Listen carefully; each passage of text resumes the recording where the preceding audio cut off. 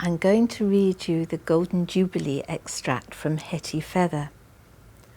I sat listlessly in the classroom, never bothering to answer a single question now.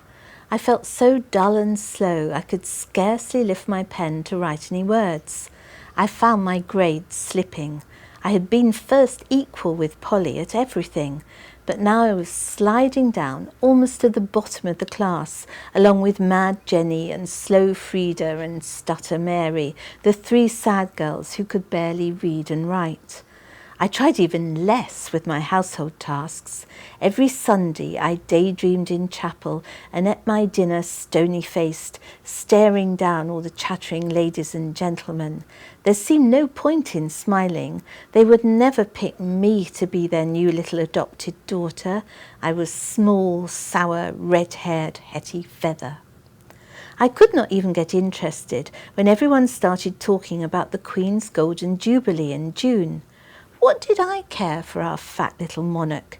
Miss Morley's lessons became very focused on the royal personage. At long last, she used the coloured maps on the classroom wall, showing us all the different lands the Queen ruled over.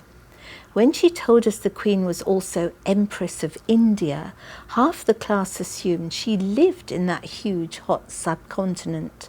Miss Morley laughed at such ignorance. She said the Queen mostly lived here in London, at Buckingham Palace, and she would quite definitely be in London on 23rd of June, the day of the Golden Jubilee.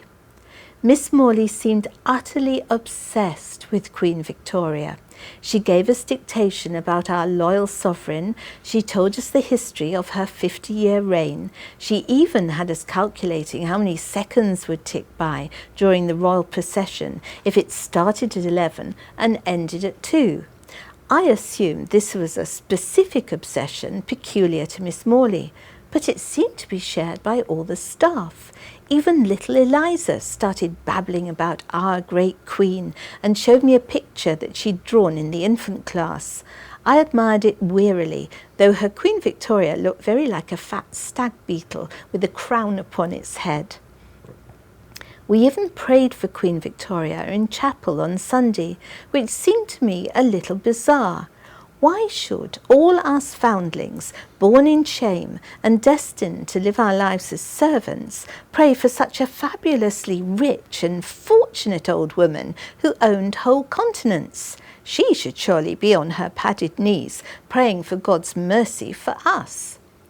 At the end of the service, Matron Bottomley marched to the front of the chapel and ascended the pulpit, her beaky nose pecking the air.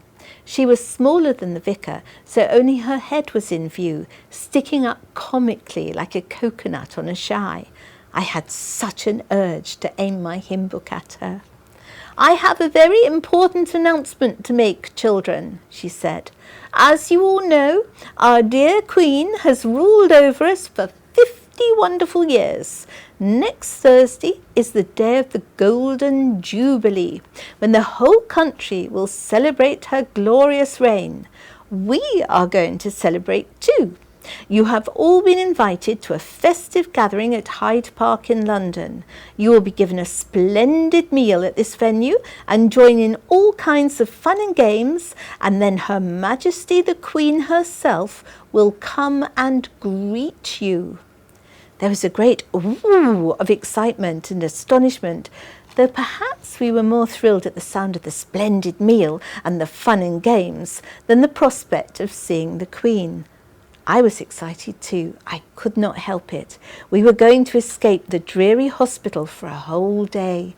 Oh, glory!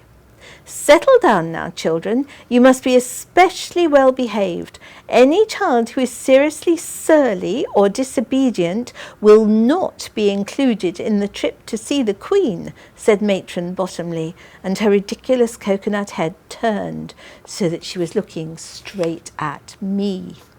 "Oh, I understand you very well, Matron Stinking Bottomley," I thought. "It would give you such huge delight to be able to deny me my rights. How it would please you to declare before everyone that Hetty Feather was too wicked to attend the Jubilee celebrations." I smiled demurely back at Matron Bottomley. For once in my life, I wasn't stupidly going to cut off my nose to spite my face. My behaviour over the next few days was exemplary. I tried hard in lessons on Monday, Tuesday and Wednesday, but not so hard that my knowledge irritated Miss Morley. I meekly wrote down her exact words during dictation. I figured out each silly sum, finding out how many days it would take Queen Victoria to sail to India if her mighty ship steamed along at a certain terrific rate of knots. I wrote a neat, unimaginative essay on what I should say should I meet Her Majesty the Queen. I had myself performing copious curtsies, simpering, "If you please, ma'am," repeatedly. Miss Morley gave me a big red tick and wrote "excellent" at the bottom of my page. She actually wrote "excellent," but I decided not to point this out. I sewed aprons exquisitely, using tiny stitches and turning each corner with a perfectly sewn double hem, as if I was making the finest robes for the royal household. I dusted every corridor and corner of the hospital, my feather duster reaching up to the picture rails and down to the wainscoting. I practically lined up every infant foundling and gave them a good dusting too. Oh, how irritated Matron Bottomley must have been when Thursday morning dawned bright and sunny, and there I was, smiling, as good as gold. She was probably tempted to give me a slap for sheer cussedness. She did not have the imagination to invent some wicked misdemeanour on the spot. She simply gave me a hard poke in the back and said, "Mind your manners while you're out, Hetty Feather. All of London will be looking at us." We were all issued with clean clothes from top to bottom that Thursday, breaking with all known custom. Our caps and aprons and tippets were laundered and starched so snowy white they looked brand new. Matron had had every big girl ironing all day Wednesday, when we'd all shuffled round in our stockinged feet while every big boy polished our boots. We were given bread and butter for our breakfast because the nurses were so fearful the little ones might spill their porridge down their crisp white chests. Every child had mouth and hands dabbed at with the damp cloth after breakfast, and all the infants were forced into the privies and frightened into copious evacuation so that none would disgrace the hospital during our long outing. We were lined up in the playground like a miniature brown army, boys on one side, girls the other, in serried ranks of 6, from the littlest 5-year-old fresh from foster care to the biggest, blousiest girls about to leave to go into service. Matron Peters positioned herself at the front with the infants. Matron Bottomley brought up the rear with the big ones, while all the nurses and teachers patrolled up and down the lines.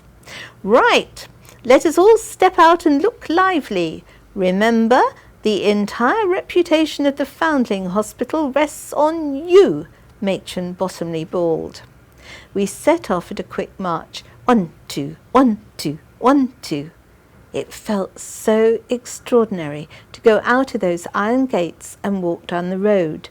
The very air smelled different, so clean and fresh and invigorating. London would have looked wondrous to us in a thick fog, but this sparkling sunny June morning made every great grey building gleam palatially. Every window ledge was decked with bunting, every lamp-post embellished with bouquets, every flag flapping in the light breeze.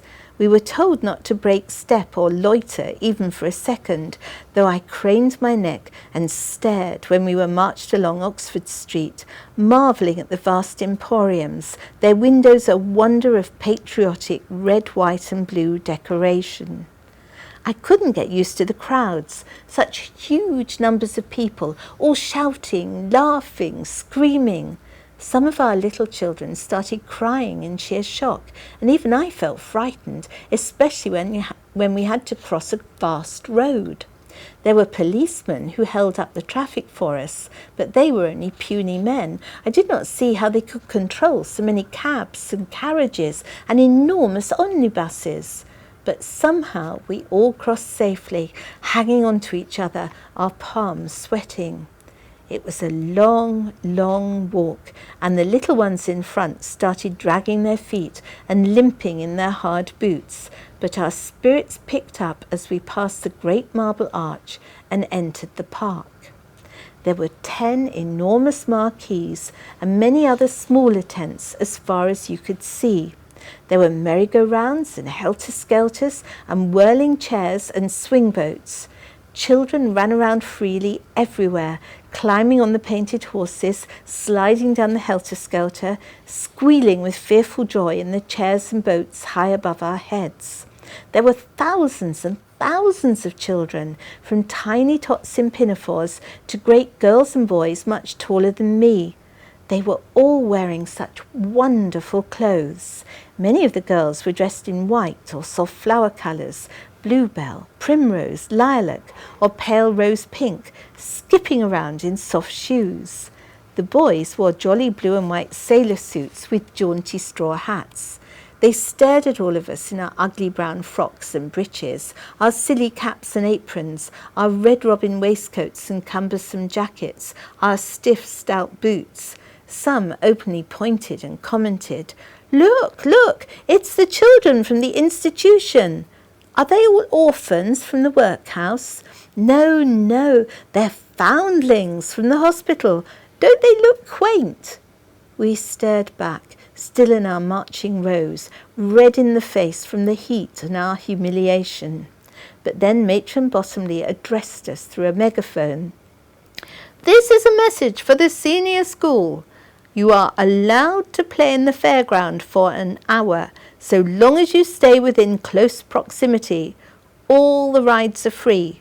But everyone must report back to marquee number 10 at 1 o'clock sharp for our festive luncheon. Do you all understand?"